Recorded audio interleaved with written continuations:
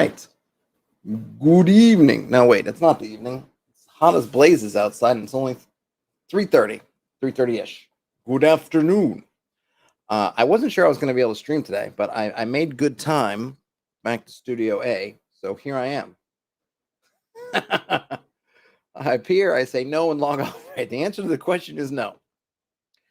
I don't know. I know I've at least flipped through this section in the Rules Cyclopedia at one point. So okay, let me just backtrack. As we've been working on the project, if you're following some of the other streams, on looking at some things in BECMI, particularly in the companion book of things to port over back to BX / old school essentials vanilla. One thing that I got in several comments was the weapon kind of specialization, weapon mastery rules. And I thought it'd be good to look at it since people brought it up. It's something that I am not particularly aware of because I never really played a BECMI. I own the Rules Cyclopedia. I actually own it. Well, I have the digital copy, which I'm showing here. I actually have 2 print copies that are just in another room. I love it as just another reference to have, along with things like the AD&D, Dungeon Master's Guide and the original Monster Manual, things like that. There's lots of good stuff in the Rules Cyclopedia, but I don't recall really concentrating or paying super much attention to the skill things. I kind of I'm sort of mixed on the skills. I think on the one hand, skills in general get a little bit I gotta fix my chair. Hold on a second. Skills get a little bit of a misnomer, right? Because people will claim things like, well, there weren't any skills in the game, and that's just not true. There have been skills in the game from the beginning. What is your to hit bonus? But it's skill. It's a skill. Magic using could be a skill. Certainly, thief skills. Cleric turntable, that's a skill. Maybe we don't think of them as skills, some of those, because they're limited to particular classes, but they're still a skill, and definitely your to hit, and you could even include saving throws in there, are basically skills. But what we didn't have a universal system. Even all the ones I've mentioned, they all kind of work differently. It's just part of either you love it or you hate it, the fact that, hey, we're rolling this, we're doing this for skill, these things, like we're rolling D20s to hit every saving throws, but hey, magic users, you're going to do something different. You're going to have the spell slots things. Thieves, you're going to have a whole hodgepodge of different numbers you're going to be rolling, and clerics, you're going to be rolling 2d6. There wasn't a unified, generic system that everybody had access to, which was one of the problems with a thief kind of to begin with, that whole argument of these are things everybody should do, and now it feels like you've gated it to one class. Elven tree walking is not to be taken lightly. Truer words have never been spoken. Excuse me. Okay. But things like BX, Holmes, they didn't really go further than that. Maybe the intent was to be there, because if we remember, BX was supposed to be BECMI. It's by mere happenstance that we got just BX and not a BECMI in 1980, or at least a continuum from 1981 onwards with BX and then more. We don't know what their plans were, if they were going to do BECMI. We have no idea, but it stopped. And certainly when we're looking back in the past, even though it's just by chance, or not chance, but things outside the game, they didn't mean it this way, they weren't trying to make this neat little box, it kind of makes a nice, neat little box. And then BECMI comes along and fills in a lot of that stuff, and some stuff I think works, and some stuff maybe doesn't work as well. But again, the weapon mastery and just kind of the skill system in general, because I never played it, because there's never something that I really had to look up in the RC when I'm kind of using as reference, just never kind of came up. Frederick says the wrestling skill plus wrestling is broken. Well, I know we looked at the wrestling in the companion book, but I didn't try to game it out, so I have no idea. So I'll take your word for it if it's broken. I mean, lots of things. I think the original Gygax's original kind of unarmed combat thing, which I thought was really cool, from, I don't know if it's a Dragon magazine or what, but apparently, I mean, but when you look at it, it can be kind of broken. It's the challenge, right? How to make stuff not be broken, or at least if you're gonna be broken, have it be broken in kind of a fun way. I don't know anything about the wrestling. So let's get in here. I don't know how long this is going to take. We'll see. It's if you're following along, I'm using the Rules Cyclopedia just because I have it and just to do something a little bit different. This is chapter 5. What page am I on? If you happen to have it around, page 75, chapter 5, other character abilities. I don't know how much I'm going to read word for word. It's not a terribly long section, particularly when you bring in some tables, but I'm zoomed in pretty far on this text. There's a lot of text in here, 3 columns, letter page. There's a lot going on. So let's just start, and then we'll see where we get. 2 types of special abilities, called weapon mastery and general skills, can be used by player characters in campaign games. These 2 sets of abilities are optional. The dungeon master decides whether they will be used in his or her world. Weapon mastery is a character's ability to use weapons with greater skill than the game normally allows. All characters, not just fighters, can learn to use weapon mastery. General skills are abilities that characters can learn and use in the campaign. Few general skills are useful in combat, but many are helpful throughout the course of a campaign. They also help define the character and make him or her seem more real. Okay, so that's what we're getting. Nice little overview. Retro DM Ray says, when it first came out, we started playing it. A few of us immediately noticed that the power gamers rose to the top and quickly got really annoying. Yeah, and that's part of my problem. I don't necessarily have a problem with the people whose inclination is to power game. But I don't have that inclination. And it definitely can skew the playing field when you have some folks that is how they're playing and other folks who are not. And just for me personally, because this is going to be personal, your miles are going to vary. Some stuff you might like that I don't like, and vice versa. Is I'm not super big on mechanisms that are going to be enabling a lot of power gaming. I would much rather that a character power game in the fiction by figuring things out. Even stuff that may be kind of cheap, but at least they got to think about it. Like, yeah, I'm going to buy a pouch of sand so I can toss it in the guy's eyes. Okay, and we can litigate how often that should work or whatever, but that's something in the game. I'm just not that big of a fan of, hey, character generation is kind of the real game, or even that's a big part of the game. I really want everything to be kind of once we start rolling dice. And that's kind of where I start to, I do think that these systems tend to be on that kind of slippery slope. Ooh, I'm going to be Mr. Persuasive. So I'm not, it doesn't matter if I don't have good ideas or not. I'm just going to ratchet up my persuasion to the max. Like, and not that big a fan. But we'll see. We shall see.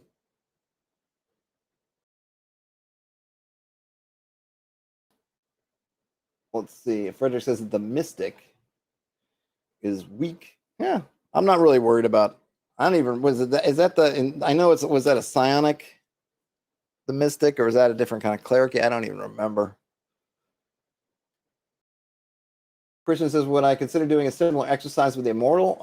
Tislet, maybe a tack on something to do beyond 14th level? Yeah, I would definitely look at it. Absolutely. I think the Immortals. It'd be good to read it. I'm kind of fascinated. I'd probably like to just do a reading of the Master and Immortals. I have them.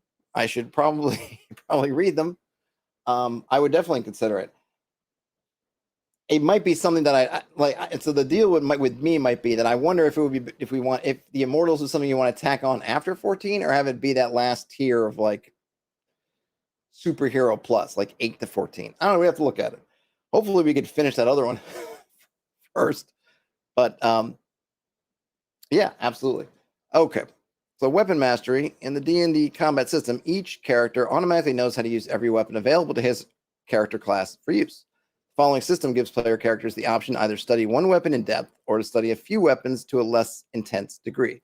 When a character is using the weapons he has mastered, he has advantage over those who have not studied these weapons. Okay, so pretty simple, right? You know all the choices, you know all the weapons that come with your character class, but you can either pick up a new one. Is it to pick up a new one? I don't know. We'll see, because it doesn't really say. It just says that you get to do one weapon in depth or more broadly improve a few weapons. It doesn't really say whether he has to be weapons they already knew or not. I guess we'll see. Weapon choices. With the weapon mastery rules, when a human character is started, he doesn't know how to use any weapons. He is given weapon choices so that he may choose to learn individual weapons. Demi-humans do not gain or use weapon choices due to their longer lifespans and wilderness-oriented lifestyles. That's interesting. Demi-human characters start with basic skill in all weapons, not restricted from their classes. However, demi-humans can increase their weapon mastery through training, as outlined below.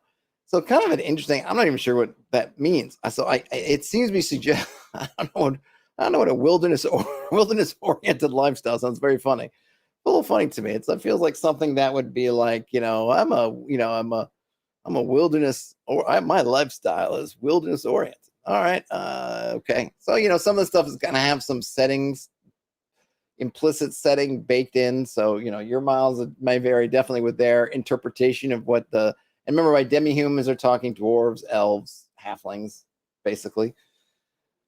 Okay. So humans are given weapon choices. Demi-humans get all the basic ones. Let's see. Number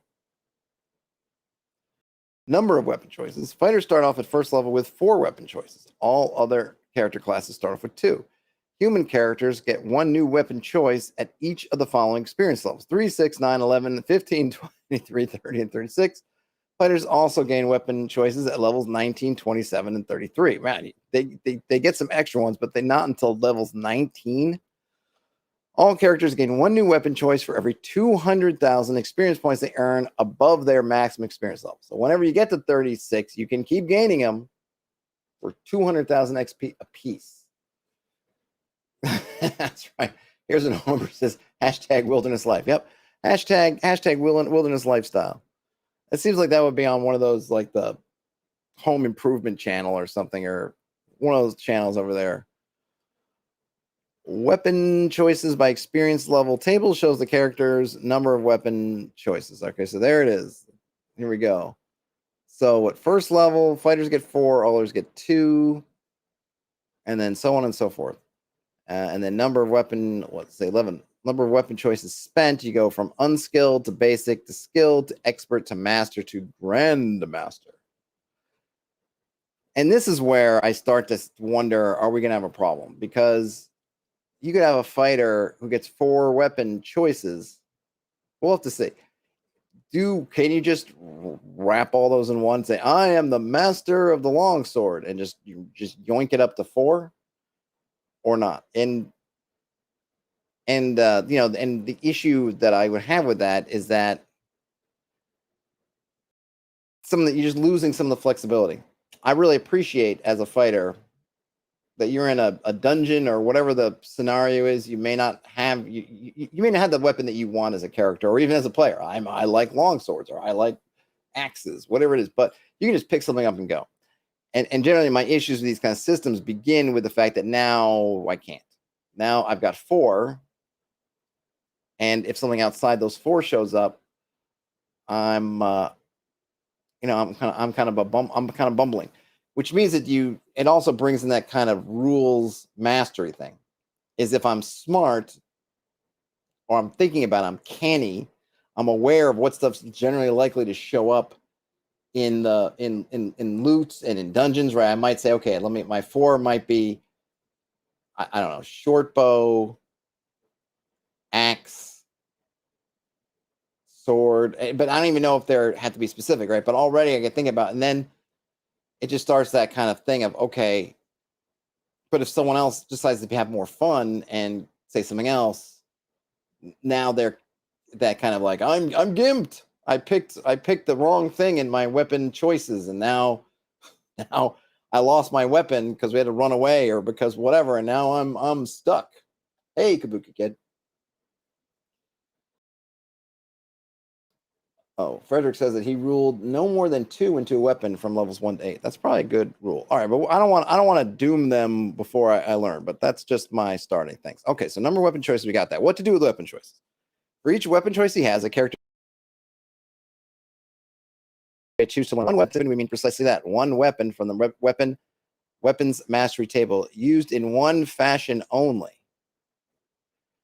For 1 weapon, for example, might mean a quote-unquote normal sword. It does not mean quote-unquote all swords. We'll have to see how granular they get, right? When a weapon can be used in 2 different fashions, i.e. one-handed and two-handed, as with the bastard sword, a weapon choice buys only 1 of those fashions. A character can have different levels of mastery, for example, with one-handed bastard swords and two-handed bastard swords. depending on how he has allotted his weapon choices. One exception is the net. Training with the net allows a character to use small nets one-handed and larger nets two-handed. So the net has only one entry on the weapons mastery table. Why? I don't mean why about the net. It's kind of funny. Well, if you pick the net, I think they're giving you a bone because it's like if like the net, I don't think it does. I mean, I don't know. We'll see. Does it do any damage? It just kind of entangles. I don't know. But this is where I just think, why not just let it be swords? Or if you want to, if you here's the granularity part. So not only if I want to be skilled with a bastard sword, it's not even just a bastard sword, and I can go one-handed, two-handed because I know how to use a bastard sword. I mean, it's kind of, you think it's sort of built into the weapon system, I would imagine.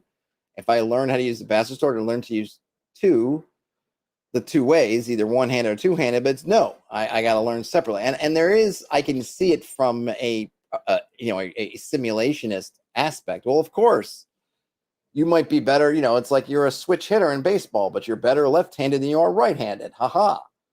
Okay. But do I need to go that deep into it? Make somebody kind of double up, make somebody to just get full use out of their bastard sword have to spend 2 slots on it, and we're not even moving up the ladder. We're just getting basic in both of them. Feels a little, I don't know if petty is the right word, but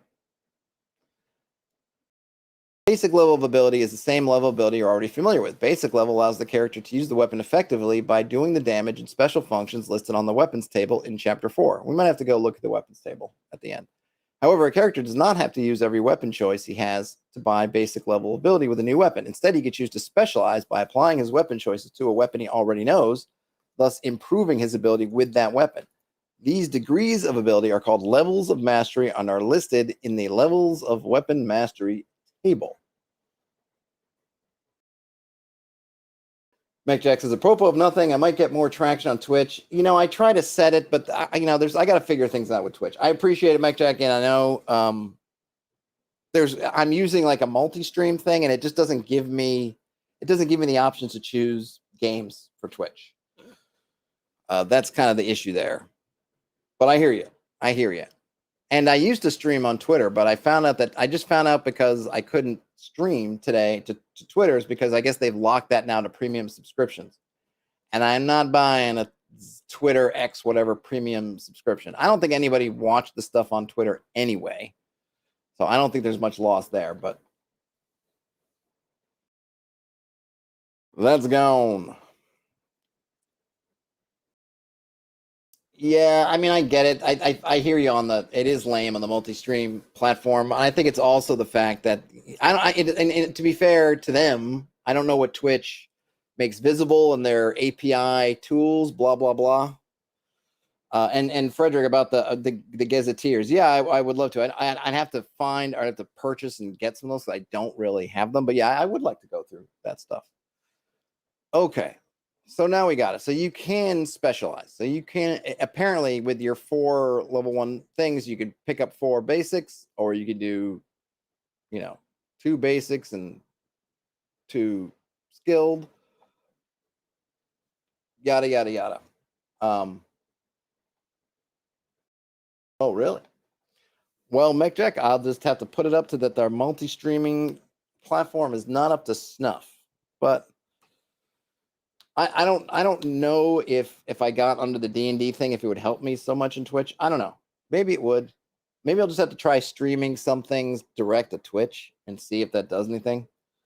I don't know. It feels like it's impossible from I don't know if it is just a findable thing. I don't know if just what I do just doesn't resonate with most folks on Twitch.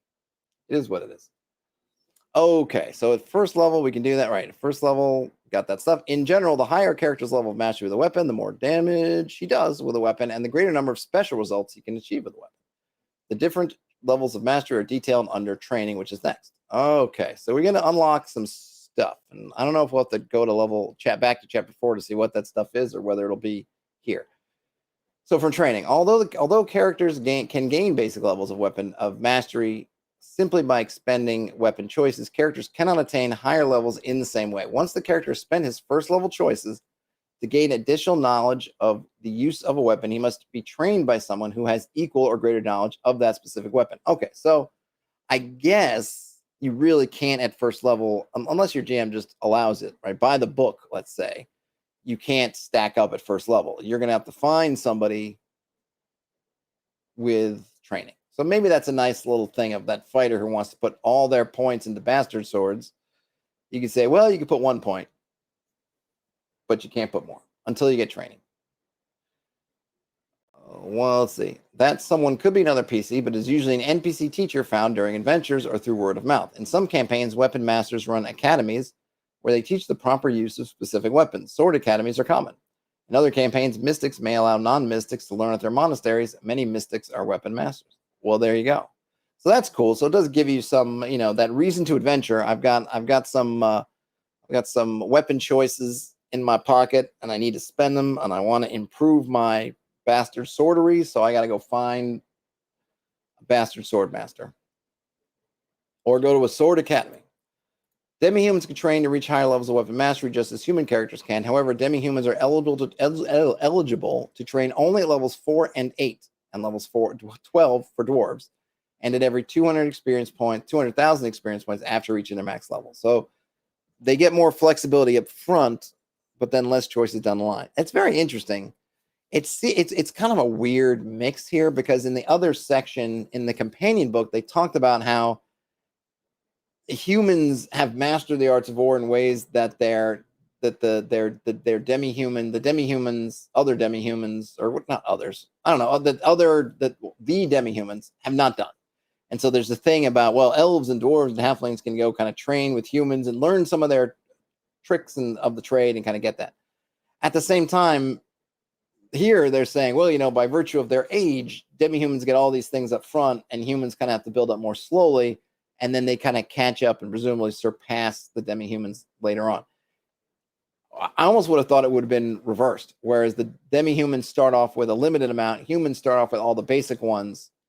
Not necessarily, I don't know about the post-starting level kind of thing, but it's an interesting, I don't want to say it's a contradiction.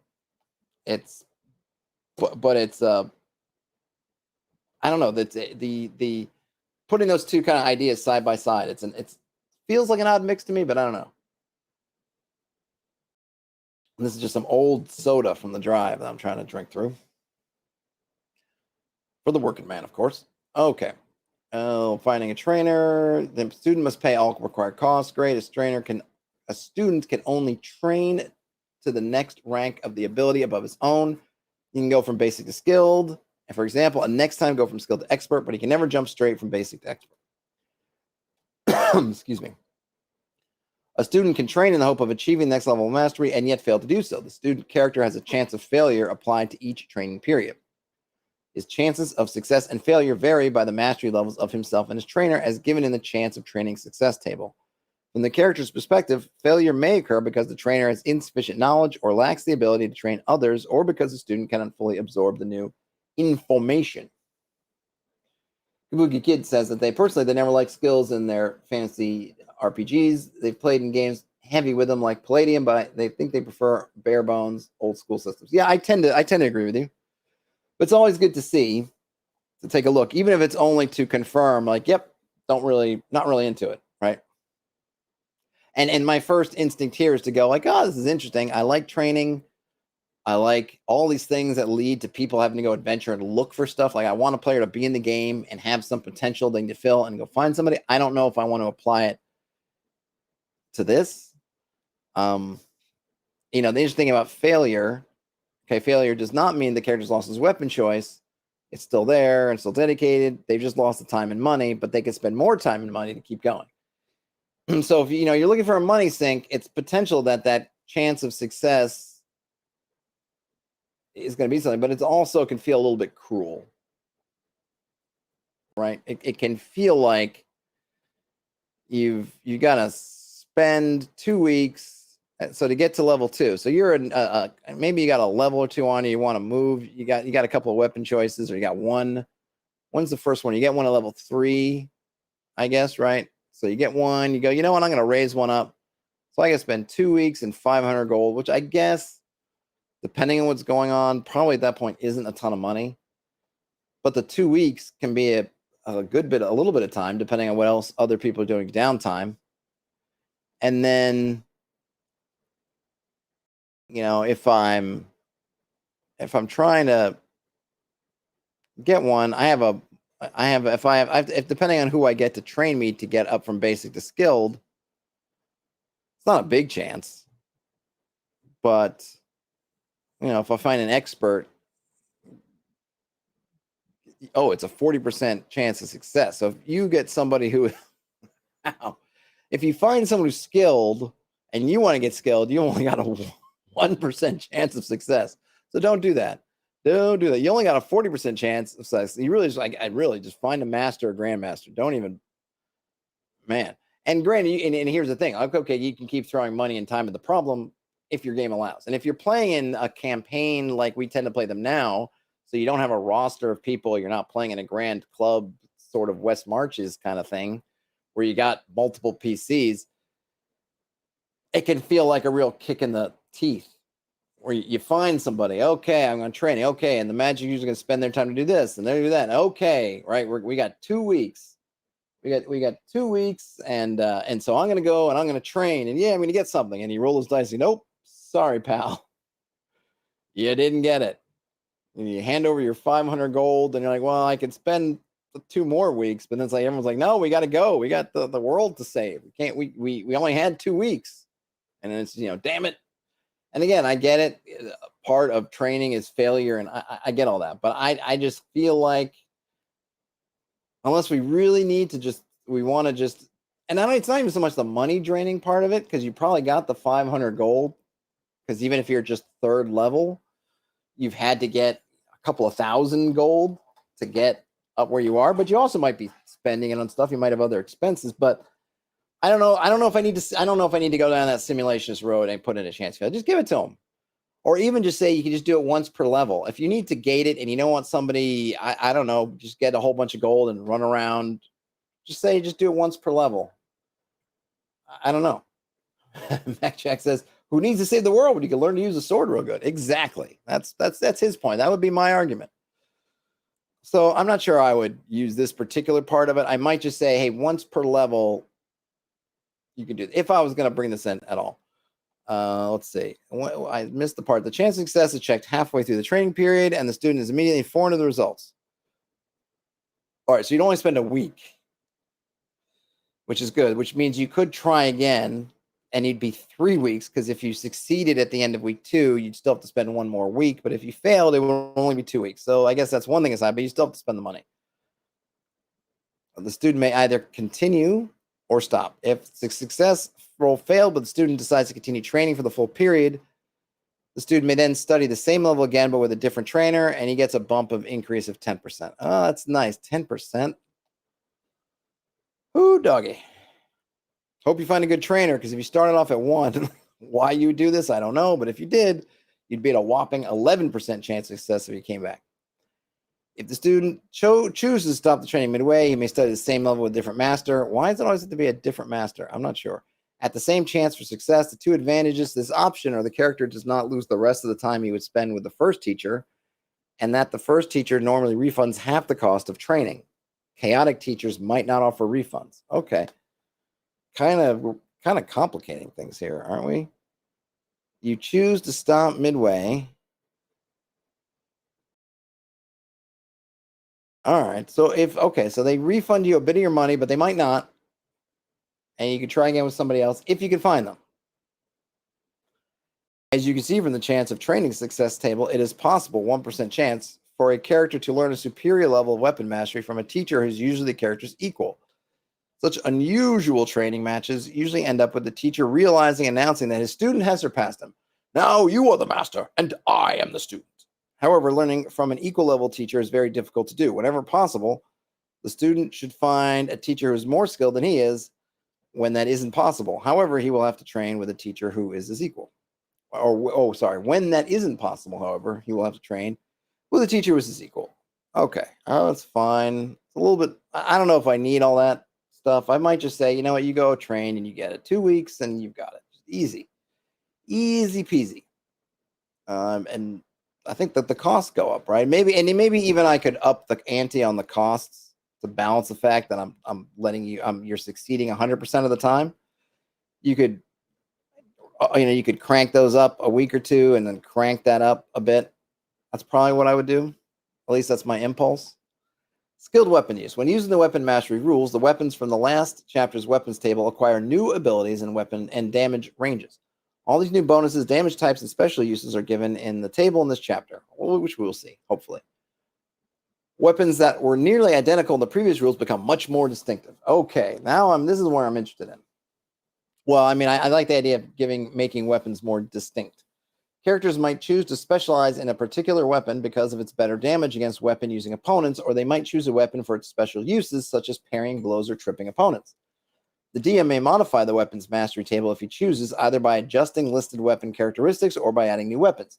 You should not add any new weapons that are significantly more powerful than the ones listed in the table. New weapons should be assigned balanced benefits and weaknesses.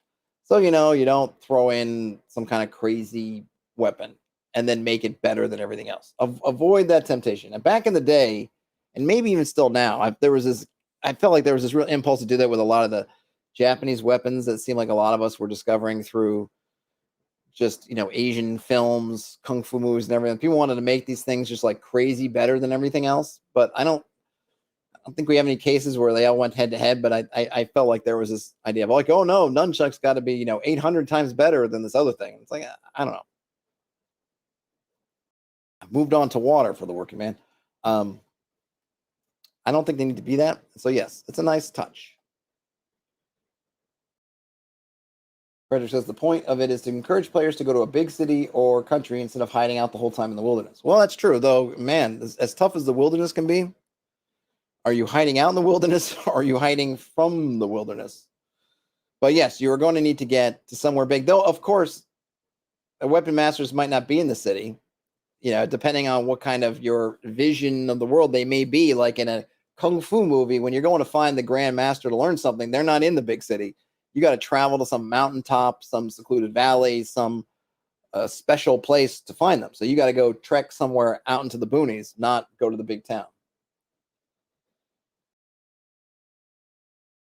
I have not seen some of the cities from a start. No, I have not. I totally mea culpa on that one. Mike Jess says that katanas are basically lightsabers. Change your mind. I'm not going to try. I only know them from popular culture, so I don't really, I couldn't tell you. I couldn't say one way or another. The woods is safer. Well, the woods is safer than some places, not as safe as others. Might be safer than the city-state of the Invincible Overlord. You could make that argument, I suppose. Okay, so we got types of benefits. Applying benefits. Some maneuvers and special weapon effects in these rules provide bonuses to attack rolls in combat. These benefits are applied before other modifiers. Using this method, high-experienced fighters and demi-humans might gain enough bonuses to bring the attack roll needed to 2 or less, activating their multiple attacks option. Ooh, I like that. Other weapon mastery benefits can be applied during the normal course of the combat sequence. Benefits such as greater damage available can be a crucial factor when doubled by a thief's backstab ability. Some benefits can occur only if the player announces that his character is deliberately using them, such as deflecting, disarming, etc. The player must always tell the DM if he is using one of these options. He must mention this use before he rolls to hit. It is too late to mention it after the die has been cast. I think that's just a nice point. It's on the player, right? It's player, it is on you. It is not my job to remember all your weapon abilities and and assume you're doing whatever. You got to tell me, and you got to tell me before you start rolling dice. Let's see. Armor class bonuses gained through weapon mastery should be applied automatically in all applicable situations. However, players may want to remind the DM once or twice. Or, just when the DM says, well, what's your AC? Just add it in.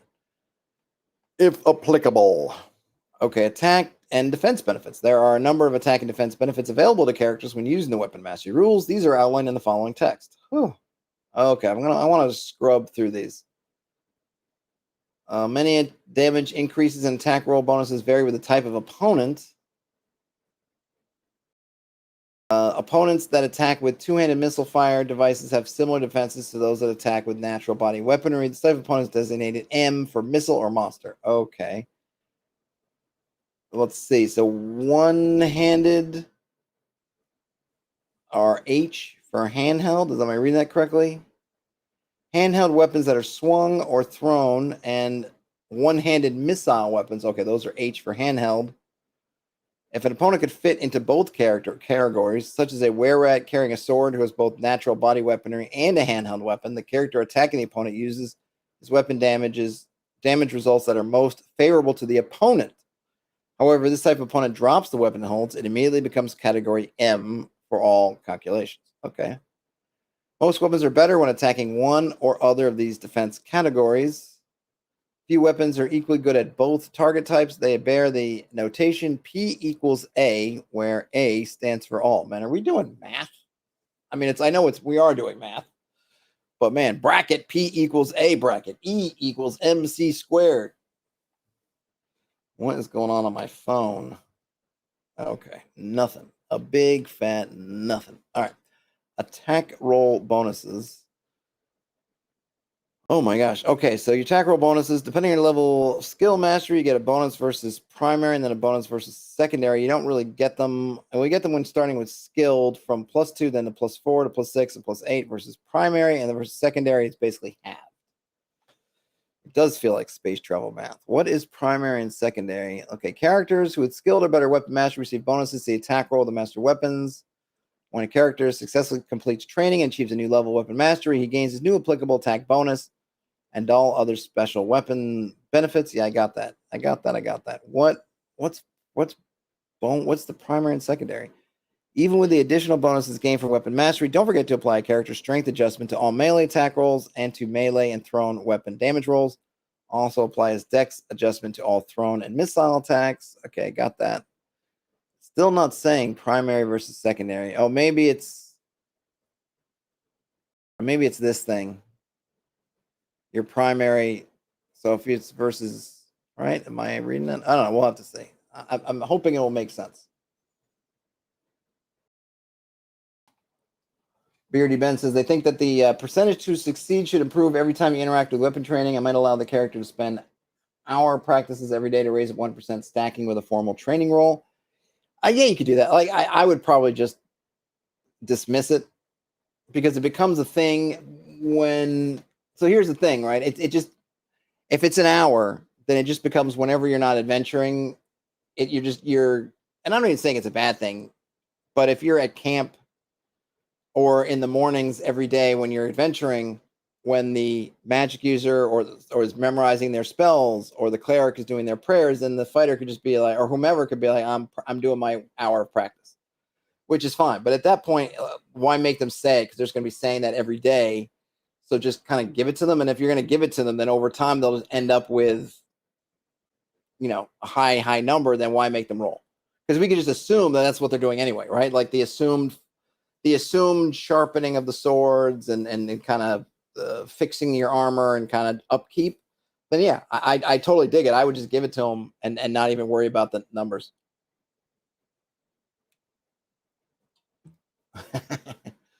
Tristan says, me as a kid, I'll never use math. Me as an adult, how much trigonometry do you need to play BECMI? Yeah, see, that's the thing. They should have, in math class, if they had told us how much of these maths would affect our gaming, I probably would have paid a lot more attention. Okay, we're going to get improved range, throwing ability with hand-to-hand weapons. Weapon masters can throw some weapons that other characters can't throw effectively. Masters of battle axes, clubs, and torches, warhammers, master swords, normal swords, and short swords can throw these in combat starting at the expert level. Okay, that's a nice little thing. Bonuses to the wielder's armor class. When a character is using a weapon he has mastered, he gains an armor class bonus above any he might receive from armor. This bonus he receives applies only to a given number of attacks per round. That number is given in the weapons mastery table, and it may apply to missile or monster attackers, handheld attackers, or all, as shown in the table. Okay, so for example, the table says the character has M-2 AC. Remember, they're doing negative armor class is better. What are they? You're right. I forget the name. A descending armor class means he gets a -2 armor class bonus against the first 2 attacks made against him that round by missile or monster attackers. I like this, but it also feels again like we're adding a bunch of things we have to check and keep track of. That I don't know is worth the squeeze. Why not just say he gets a +1 to their armor class just flat? You know, hey Matt, no problem being late. And hey Jason, you're welcome. I can, Jason, I don't know, hopefully your YouTube gets fixed. But yeah, where I'm on Twitch and I actually see messages on Twitch on here. So even if you were to chat on Twitch, I would get it. Just FYI. I see all, or at least mostly all.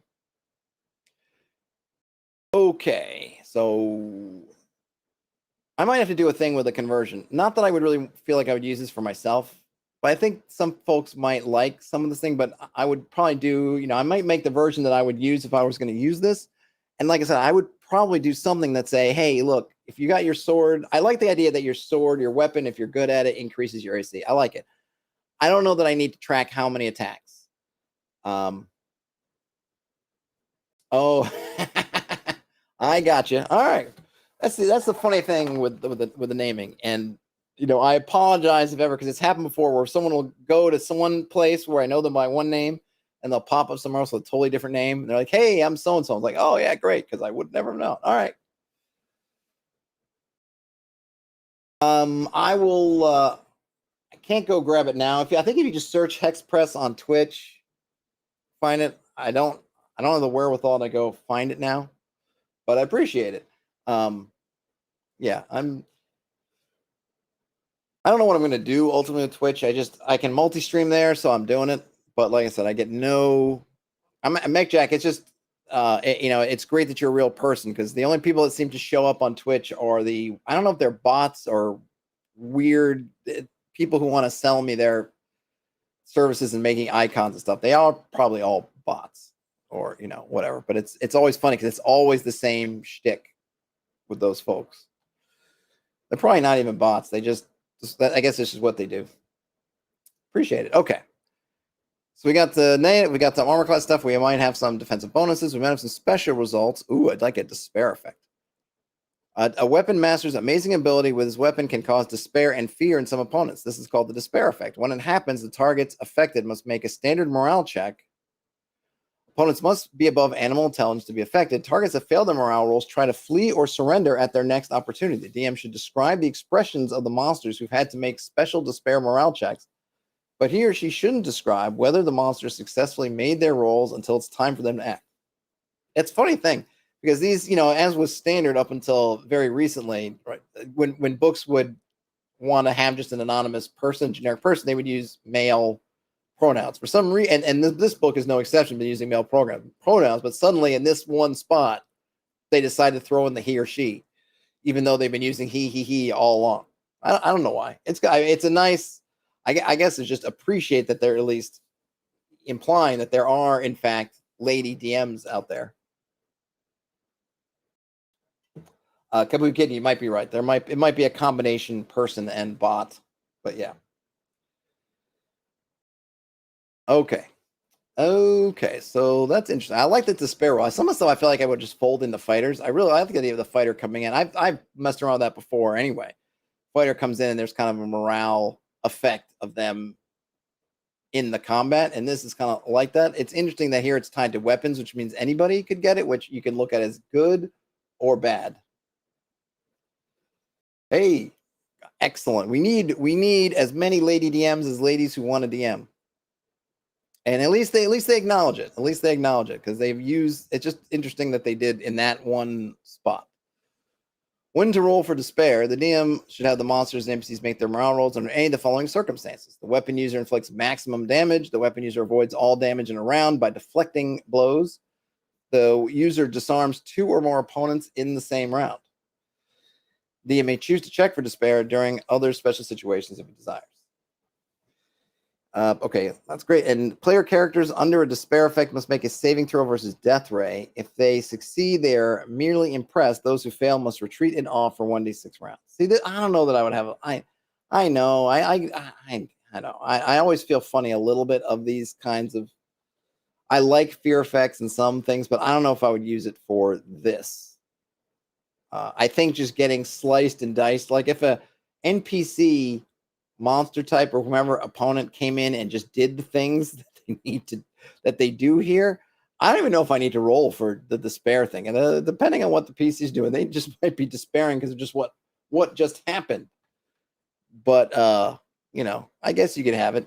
I guess yours another so your models may vary if you want to make the player subject to it. I'm certainly not averse to those kind of fear and sort of effects of things like dragons and things, but I don't know if I want it to be like the man in black comes up and does some fancy sword trick, and you're just I'm rolling to see if you're scared. Jason says, once a DM, always a DM, and Kabuki Kid says it infects the blood. It certainly does. And then, okay, so the despair effect has a number of enemies. Basic, you can't do it. Skilled, up to 4 hit dice. Expert, 8. Master, 12. Grandmaster, 16. And then lowest levels get affected first. And you can only use despair once per fight. All right, that's interesting. Other notes when choosing a character's weapons, keep the character in mind. Be sure to select the weapons the character would choose. See, this is this thing, right? Here's where it's like, this is a lie. Can I highlight this? And I don't mean, okay, here's what I'm trying to get at with that. This goes back to my slippery slope of weapon specialization. It is all fine and good to say you have a character in mind, get the weapons that you think they would use. That's all fine. But the problem is that in the game, as is known, well, I don't know, it's mostly known. I don't know how well it's known. Let me put it in a way like this. When we're picking spells, I see these discussions with 5e all the time, right? You're looking at spells or what can you do, and people will say, you know what, pick, I think Radiant is kind of the meta. Pick Radiant damage or get the thing that can turn everything to Radiant. Why? Because few monsters have immunities or vulnerabilities to Radiant. I think Force was the other one, but I think even Radiant, it's even less than Force because there are some like maybe even newer monsters that have some kind of resistance to Force. And the idea is that you as a player, you don't want to pick a thing like I'm gonna become a fire mage, and then half the monsters are like, haha, I happen to be immune to fire. I'm made of fire. I have fire in my belly. So what a foolish choice. And then you just look like a fool. And you're just like, well, what's the point of even having specialized fire mages in a game where half the things in the world seem to be made of fire and therefore not really vulnerable to me?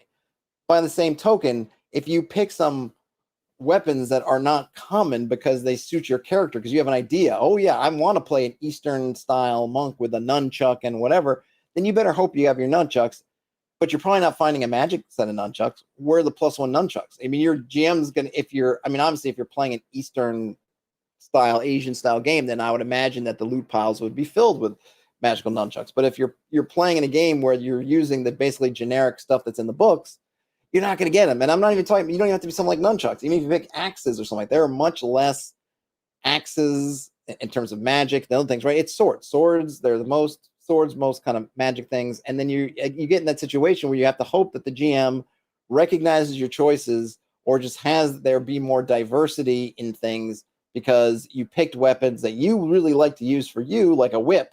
Good luck finding a magic whip or even a better whip. And then now you're thinking of, well, the GM now has to think like, I hope that my GM is going to change the sort of dynamics of the mechanics of the system so that I can find a magic whip, and maybe I can make that known to him. Maybe they'll do it. I mean, obviously that would be the ideal thing is I can say, hey, you know what, GM, my character would like to go and search for the magic whip of Sir Jones of Indiana, and the GM's like, oh yeah, great, we can do that. But just randomly finding stuff, you're probably not gonna find a lot of whips. And then if you end up in a situation where you lose your weapons or something weird happens, like, oh, you were guests in the castle and because where everything's sort of, we're not allowing weapons in the castle, so you have to turn them in, but then that turns into some kind of escape. Good luck finding a whip as you're knocking guards over the head and trying to steal their stuff, and before you can get to your stuff, like your whip, probably not gonna find it. You're gonna find a bunch of swords and maybe some spears, maybe some axes. And then, like, why did you do that? So it's great for the game to say, hey, take what your desires are. But the reality is that certain things are just going to be better than others simply because the game supplies you with much more of them in all manner than others. So be careful, tread lightly. Or if you're the GM and you can see your players doing this, then definitely democratize your loot generators and whatnot to have a plethora of different sorts of weapons that can be found. And I guess this goes back to the fact why I don't really love weapon specialization to begin with, because if you don't have weapon specialization, your fighter doesn't have to worry about it. They can pick up the whip, they can pick up the bullet, they can pick up the bastard sword, one-handed or two-handed, they can pick up whatever, and they're good to go. Sir Jones of Indiana was last seen exploring Blackmoor? Could be. The Fire Mage can't damage them, but can charge them and plant suggestions if they have those spells. So they might have to give up those spells to become the Fire Mage. We don't know. I do like this thing of the guy who looks a little bit like Macho Man Randy Savage, jumping up and down, and the Giants just yawning. That's a nice picture. All right, here we get some. I don't think I have a method of turning this. Can I rotate? I don't want to rotate the whole book. Oh, what's this? Is this a rotate? Ooh, a rotate. Nope, wrong way. There we go. Okay, so this looks like something out of an engineering manual. All right. Level BS. I read through all that and I still don't know if I can see. Let's zoom in here. Ooh. Sorry that this is just the scan that they have. So apologies for the fuzziness. Okay. Oh, man, what is it? P equals H. So hand to hand. Did they even explain what those things are? Is there a key for this? Oh my gosh. Is there a key? Somewhere? Okay, here it is. All right, I see. Primary. All right, hand-to-hand, monster, or missile. All. Okay, so one pointy hand is one-handed weapons. Two pointy hands are two-handed weapons. I always think of two-handed weapons as two pointy hands coming together. Star, or that's a shield. Oh, shield maybe is a weapon. Missile weapon. Melee weapon may be thrown. Is that a Star of David? I don't know. Some kind of star. The dagger symbols, melee weapon, rarely or never thrown. The snowflake, other kind of star. Weapons may only be properly used during a mounted charge. Okay, small weapons, a little dot. Medium weapon is just a ring and a larger ring, and then a large ring, and then a large dot is a large weapon. We got some asterisks. Check can be set versus a charge. Oh, there's a lot going on. Peter Ben says that he agrees that a bunch of this is awkward, but they appreciate the focus on creating depth and cool mechanical effects for fighters. Actually, it's not just for fighters. That's kind of the shtick here. Is anybody can do these things. Fighters get more, so they can do more. But this is open to everybody, whether that's good for you or whether you like that or not. I do think that some of this I would just probably layer onto fighters. I like the despair, and I like some of that kind of things. And I like some of these special effects, but you could do, and this is something that, and I don't know if this, I don't know what I don't know the background of, but what's it called? Wolves Upon the Coast has their weapons. Now they're a very simplified weapon list, but they have something. I mean, it's not similar because it's very much simplified, but a neat thing with weapons, and then some special things you get to do with them. That gives the weapons some individual identity, even though they're doing it kind of BX style with just flat. I think it's their flat D6 damage, because that's always one of the things that people with D6 damage that they some folks will look at and say, well, it just makes all the weapons kind of it's just like you're reskinning a stick. We have a D6 stick, and your reskinning is this, reskinning is that, and one way to deal with that is to give weapons something else that they do, not just some of their effects do more damage. I think they have the two-handed weapons do like a exploding D6 for damage, I think, or maybe that's the battle axe. I don't know. One of them does exploding damage, while the other one does, maybe I don't remember which one does which, but one of them, heavy weapons, does like exploding damage. That might be the battle axe, like the two-handed kind of battle axe, and I think a two-handed sword might have that that effect, whereas you kill one guy, you can swing at the next guy kind of thing. So you could do like a whole chain. So and those effects are simple, but they differentiate the weapons. If you're up against a big thing like an ogre or a dragon or something else, maybe one big opponent, then you might want that battle axe and go for the exploding D6s. If you're surrounded by mooks, that two-hander is going to seem very nice, especially if the mooks are low level and you are a little bit higher level where you feel like you are going to be able to knock them down in kind of one hit. Then you can just, whoosh, whoosh, and you can, do like a Conan kind of big swing and just take out a whole bunch of guys. Reddick says, when only one attack is important to offer something special every so often. Yeah. And so I like some of this stuff. Like I like the special effects. I don't know that I need, all of this, because what you could do is just, if we want, so there are two things here. Okay. Do we want to give weapons special effects? I would say, sure. I think that's a nice idea. Certainly it's a way of differentiating. Why use a halberd instead of I don't know, something else that's, no, that's a lance is charging. A pike, right? A pike can deflect, halberds can hook and disarm. Well, great. So then you have, what do you want to do? Do you want to try to deflect, or do you want to try to hook and disarm? That's certainly, now you've taken two things which are essentially just, we could call them pole arms, but you've given them a differentiation. And me as a player, I can think about what I like, and I'll think about what I'm trying to do. If I'm fighting armed men, hook and disarm seems great. If I'm fighting some kind of beast or something else where I know I'm probably not going to be able to disarm it, or it can't be disarmed because it doesn't have weapons, then that deflect is going to seem awfully nice. So there's some choice there. And what I think I like about combining this a little bit with the sort of the generic fighter system is that you have a situation, which I've always loved the idea of, but never really done it in a game or run it that way in a game, is that you could have your squire guy that's behind you, or gal, and you turn to your squire and you're like, oh, you see that I don't know, the owl bear is coming in, and you go to your kit, your war horse and your squire, and you look at it and say, you survey the situation. You know what? I'm going to need the pike for this. And they hand you the pike and you go in, because with the owl bear, there's no use trying to hook and disarm or do something else. Maybe there's no room to charge. So you know what? Give me the pike. I've got one. Let's go to work, kind of thing. Now, you do get some nice things in the character growth aspect of what are you doing with various levels. You're kind of getting some new meta currency. And I think there is something, I'm not sure how I'd want to do it. I think there probably is something to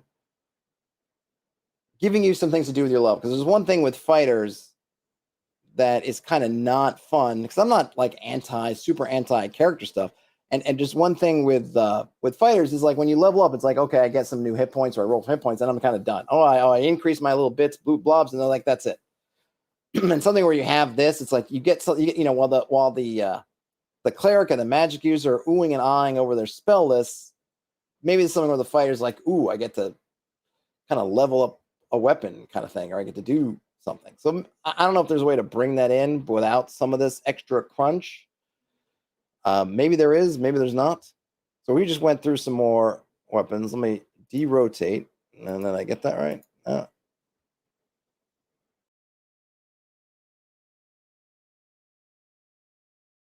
Okay. I got a little bit of time left, so let's see if we can get through. So we have, all right, so we did the weapon mastery table. We get the blowgun, death from the poison, entangling. It is interesting that they use death ray. I might have used something else, maybe paralysis, but either way, it doesn't really matter. And then we got the blackjack. I like that you can knock people out with the blackjack. I would definitely, I suppose, they don't really show. This is something I'd give to thieves, right? Thieves, or if you're going to be this is where this would be like a thief thing, the blackjack. Maybe they get to, if they can backstab with the blackjack kind of thing, that would be, I don't know if it says I remember we looked at this with the companion book because that's where those were introduced.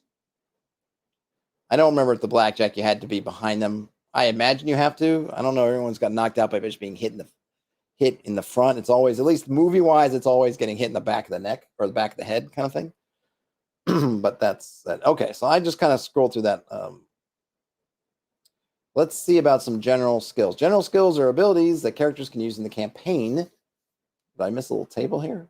Oh, that's the mastery limits. Okay, so if you want to give a weapon, I guess if you want to give monsters weapon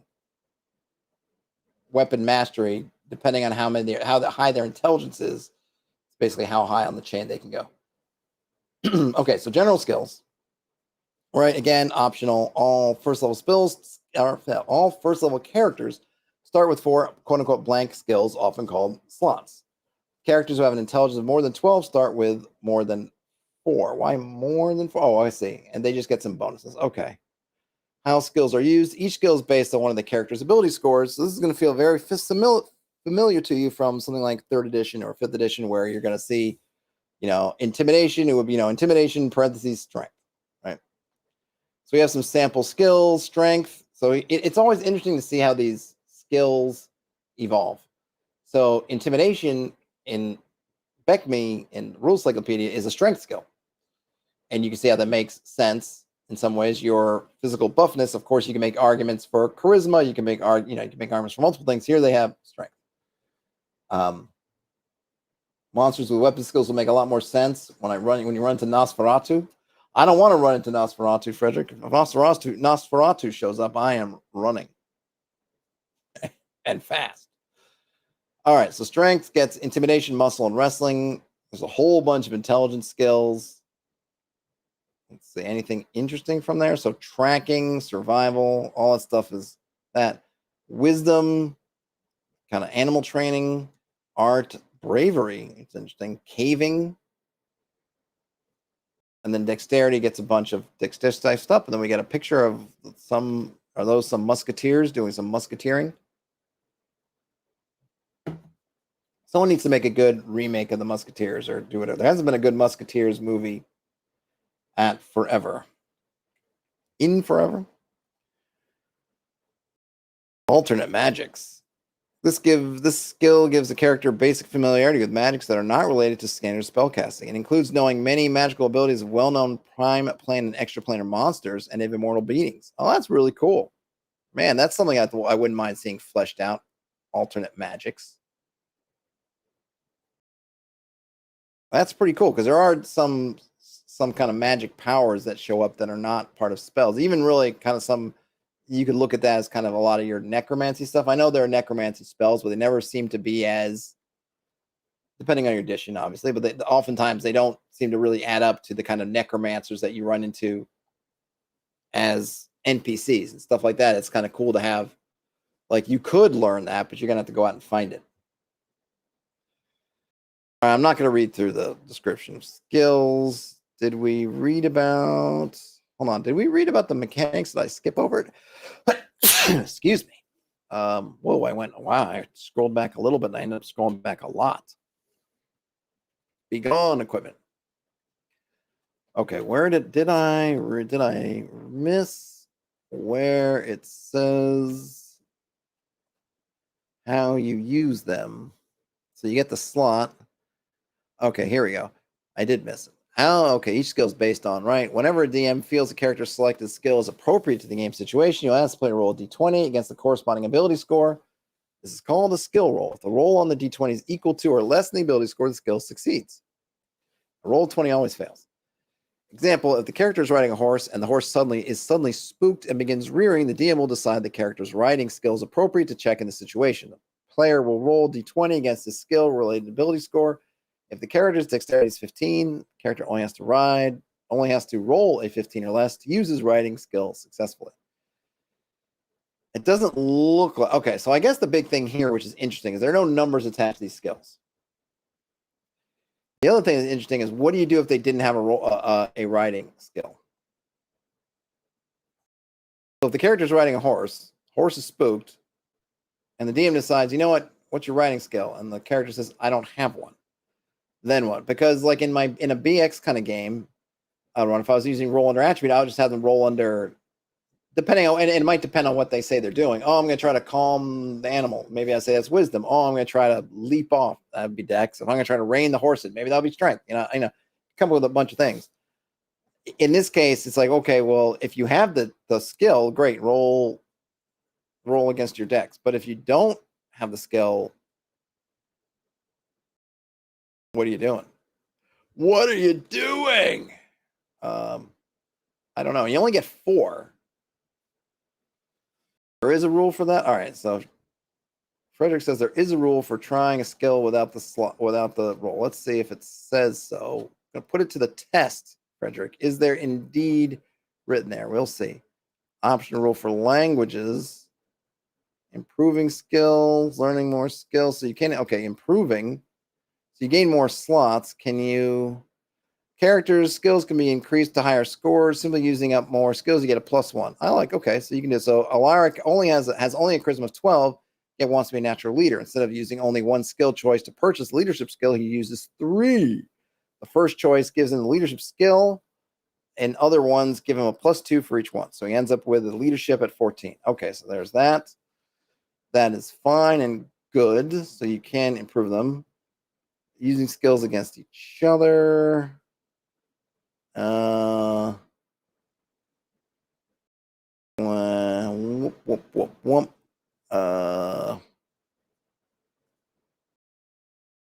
it say? It must.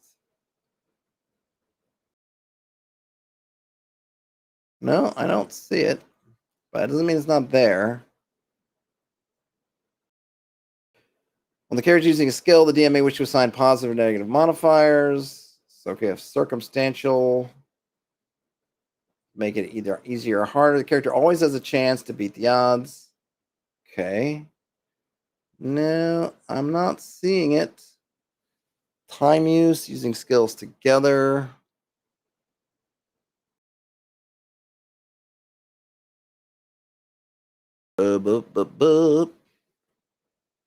Yeah, if you can find it, it's not a big deal, but it is interesting that it's not here because we go straight into movement.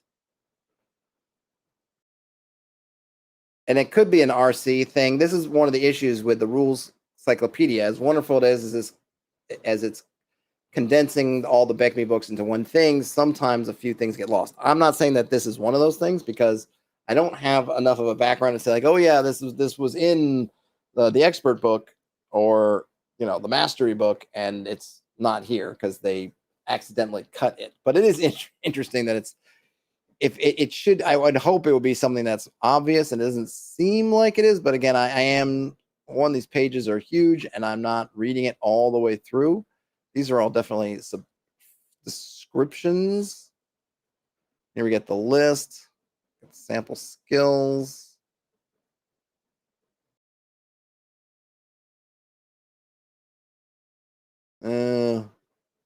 Yeah, I don't know. I don't know. Retroactive. Yeah, I don't know. I don't think it doesn't seem to be there. Kid says, yeah, the RC is great as a reference manual, or if it's all you got, you can just wing some things. Yeah, you might need to just figure out. And one of the things, so here's what I might, maybe I'll put something together. Maybe I'll do it as a stream. I'm intrigued, right? This is interesting because this is one of the things that I'm intrigued in the process of putting it together. I just don't think I would use it myself. At least I don't think I would. But one of the things with skills I like is that if you're going to use role under attribute, you can have it. But if you have your skills, if you have these skills, then you just add like your class level to it.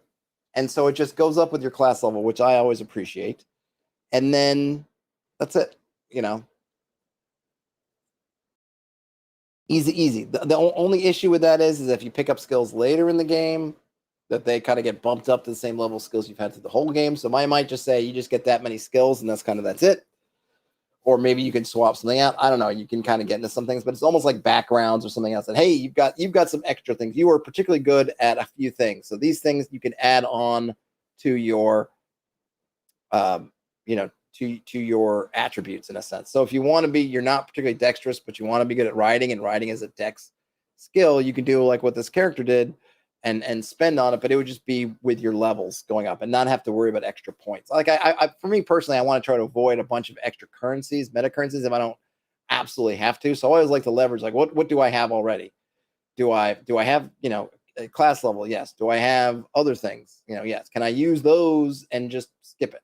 And I like levels because that just shows you're better at you've improved as a character. That's what it is. Your class level tells you, I'm level 4, I'm a hero. I've done some stuff. And therefore to me anyway, it's just like, great, you're a hero. So you get hero ability at skills when you're first level and you're basically a bumpkin out of the woods, then you're at a bumpkin level of your skills.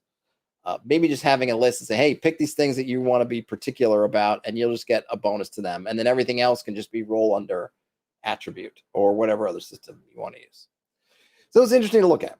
I don't know that for myself. I want to bring in weapon mastery. I do like the idea of the special abilities. I like the idea of some of the stuff maybe folding in the fighter. Interesting that these are things that apply to anybody. It's not just for fighters. It's for anybody, whether you're a demi-human, you could be a thief, you can be a magic user, and you can get these weapon masteries and do stuff.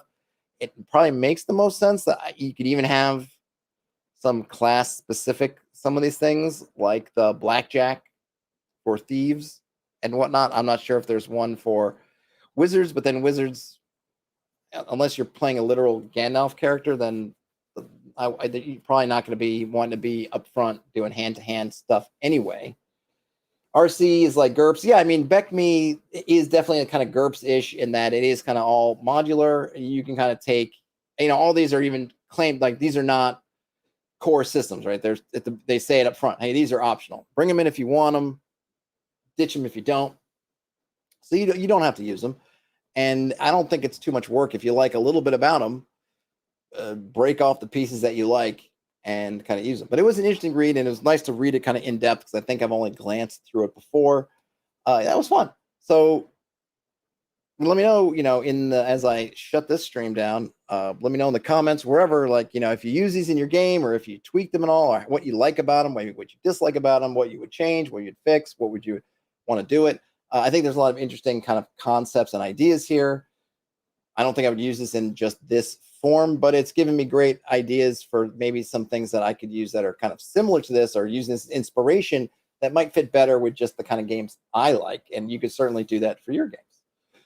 With all that said, I got to run. It was fun.